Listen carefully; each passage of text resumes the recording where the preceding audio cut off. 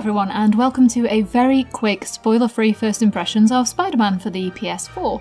This isn't intended to be a review, although I will follow it up with a full video later on, but for now I thought I'd get my opinion out on this pretty solid game and let you know how it's going so far, if you're unsure as to whether it's worth it or not.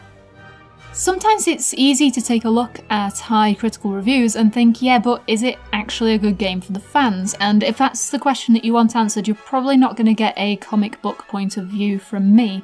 To preface before I dive in, my experience with Spider-Man is limited to the films and the first 3 games that were released on the GameCube, the PS2 and the Wii. You know, these ones.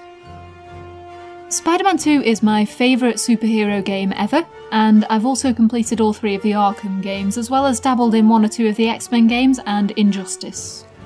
First things first, let's get right down to the heart of the game, the web swinging. It's been a huge point of contention in recent games since the city traversal hasn't felt particularly good since the second one.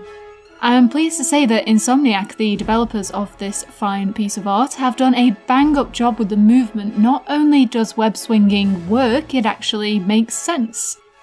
There's a fantastic weight and flow to movement. You can build up momentum very easily, but also break it easily if you're not careful, using the apex of your swings to gain extra height, dive and swing again. It all feels extremely polished, and it is the most enjoyable method of traversing a city I've played since probably the second game.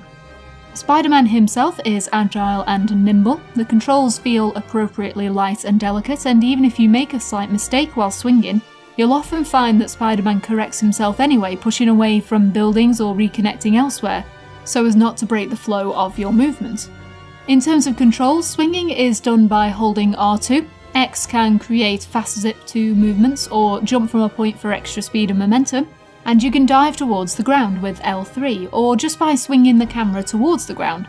It feels fantastic. Controlling Spider-Man has never been so fluid and enjoyable. Similarly, the game's combat is equally fast and fluid, perfectly complementing the controls and the overall feel of being Spider-Man. Chaining combos is relatively simple and predominantly involves variations of the square and triangle and R1 buttons, but several creative moves allow for the chaining of long combos. When combined with pinpoint dodging, that can take a little getting used to. These combos build up your focus meter, which can be used to either execute one-hit finishers that are especially useful for the more finicky enemies, or focus can also heal you in the heat of battle with a press of down on the D-pad.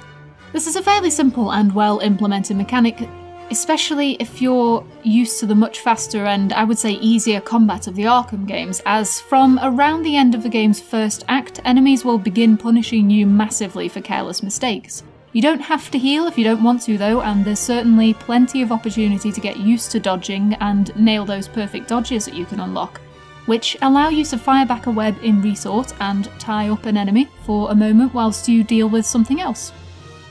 As you might expect, enemies do require different combo patterns to defeat. You've got standard brutes who deal massive damage but can be taken down quickly once you've webbed them up. There are also guys with guns who you can disarm, and shield and melee enemies who can also block your attacks. Dealing with them is relatively easy, and thus far there's never been a moment where I felt the combat was unfair or frustrating. There is an XP system, but I feel it's been implemented into the game very well. You earn XP for essentially everything, completing side missions, challenges, story missions, combat encounters, and so on and so forth, everything you'd expect.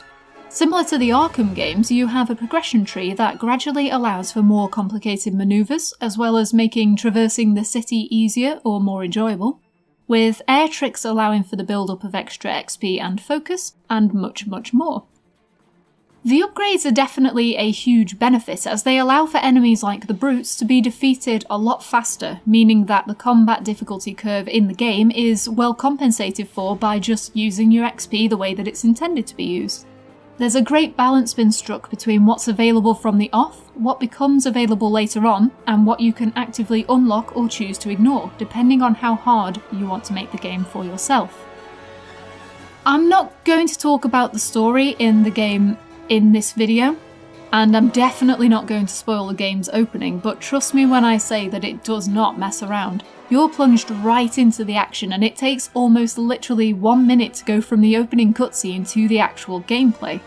This is a game that knows what its fans want, and it throws you right into it with very little of the hand-holding that we're used to, other than what is absolutely necessary to learn the basics. And for anyone who's wondering, no, it is not another origin story. This game assumes that if you're buying a game called Spider-Man, you probably know who Spider-Man is, and more than likely how he got his powers in the first place, so it's not going to treat you like a child. With regards to the writing and characterisation, take this from me with a pinch of salt as, like I said before, I'm not a comic book person, so my only experience of Peter's personality is from the other media. Although I did used to love the animated Spider-Man series that was on Fox Kids in the 90s. Peter is extremely likeable, witty and snappy, as he should be at 23 years old and riding high on his superhero pride. Yuri Lowenthal has done an absolutely outstanding job as Peter, but then I'd expect no less from one of the industry veterans. Alongside Peter are a cast of colourful, equally well-written characters, none of whom feel crowbarred in or out of place in the world Insomniac have crafted for us. The character banter is also highly enjoyable and genuinely funny, although I will concede that for the large part of the proceedings thus far, there hasn't been a great balance between serious and witty. Whilst this doesn't bother me at all, I can see how it might annoy people who either want a more down-to-earth character experience, or if you're the sort of person who tires quickly of witty banter and one-liners, you might find it a bit cumbersome. The open world, though, is outstanding. There's an incredible attention to detail, from small things like the reflections in the building's windows and the glint of sunlight off the steel, to the mammoth Avengers building and the general scope and scale of the city. A huge effort has been made to implement as much of the Marvel universe as possible, with nods to various properties such as Daredevil and Iron Fist, along with others. The city of New York looks beautiful rain or shine, with a dynamic weather system and day-night cycles, and the entire map is open for you to explore from the off. Although the game does prompt you with the main mission locations, it never forces you down a set path and doesn't constantly remind you that there are quests to be done. If you want to, you can just explore at your leisure and sidetrack yourself if you feel like it. The only major detriment that I would say I have right now is that the dynamic side quests seem to be very frequent in the early game. Like previous games, crimes will take place throughout the city at random, and assisting the police will net you XP and occasionally engage you in activities like chasing down stolen vehicles or disarming bombs.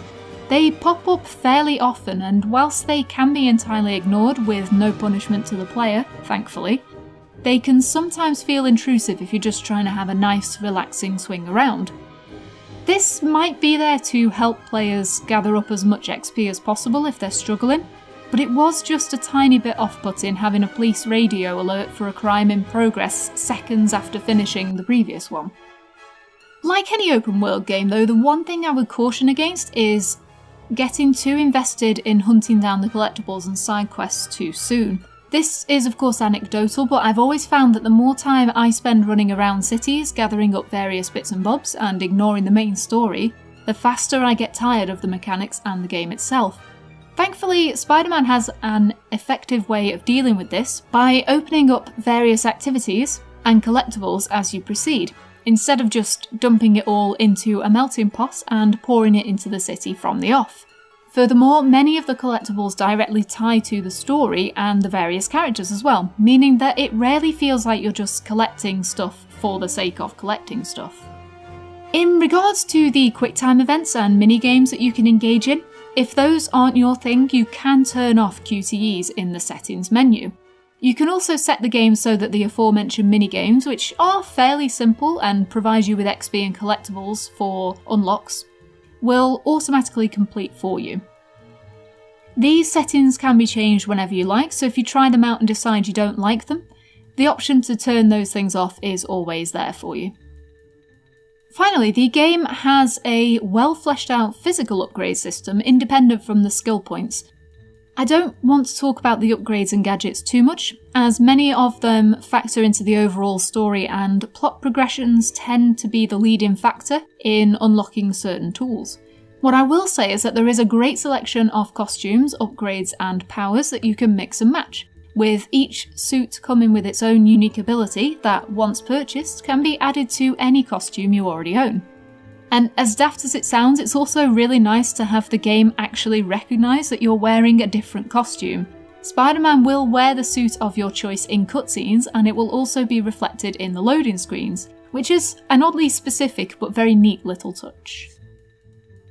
Overall, at around 15 to 20 hours into the game, it is brimming with character, charm, and best of all, polish. Superhero games have had a bad rap recently for being bland rather than outright terrible, and the last few Spider-Man games have been a little bit lackluster.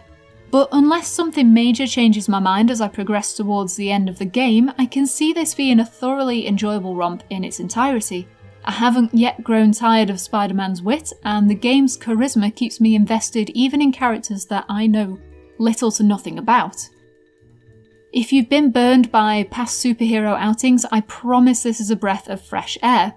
Not only is it impeccably polished and a full, finished experience, it knows when to be fun, when not to take itself too seriously, and most importantly, it knows when to turn down the sarcasm for a quiet moment.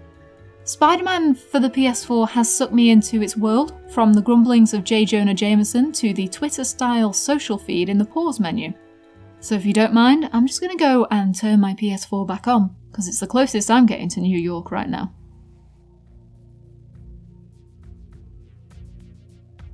Hello again guys, just a very quick message to say thank you very much for checking out my first impressions review of Spider-Man. If you like what I do and you want to see more, I do have a bunch of other videos uploaded. I'd really appreciate it if you could check out my videos on Resident Evil, the remake, The Last of Us, anything like that. If you could let me know what you thought in the comments below. I love having a chat with you guys. It's been really cool so far and I hope to continue doing this for a good while longer. I appreciate all the support, and I especially appreciate all the support from a particular Mr. Rigged for Epic, who is a great guy. You should check out his website, link in the description. Thank you very much for watching guys, you have yourselves a lovely day.